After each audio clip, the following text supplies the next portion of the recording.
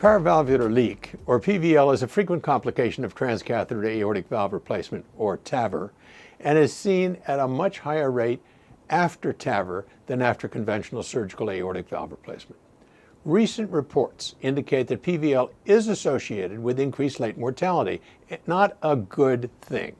Now in JACC, there is a literature review of PVL which consolidates current knowledge in this area to better understand the prevalence, progression, and impact of post-TAVR PVL, and to help direct future efforts regarding the assessment, prevention, and of course treatment of this more than troublesome complication.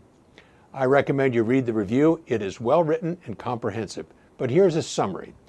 After surgical valve replacement, moderate to severe residual AR occurs rarely, in only about 4% of patients. But importantly, AR after surgery is an independent predictor of long-term mortality with a hazard ratio of 1.7. For TAVR, a number of studies have identified a leak of more than 2+ to be an independent predictor of short and long-term mortality as well. Furthermore, patients with significant leak are 10 times more likely to have died or still be in severe heart failure at 1 year. PVL grade more than 2+ seems not to be associated with early 30-day mortality, but becomes apparent later. Multivariate analysis shows a hazard ratio of almost 4 for patients with PVL more than 2+ for mortality beyond 30 days.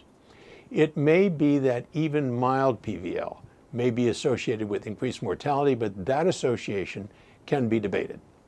The review points out that given the limitations of the current literature, the nature and strength of the relationship between an amount of PVL and mortality are still to be determined. It needs further research.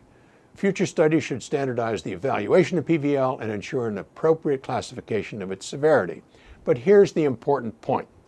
New generation valves are coming, and these new systems must be designed to minimize PVL. Emerging technology may help us in this quest.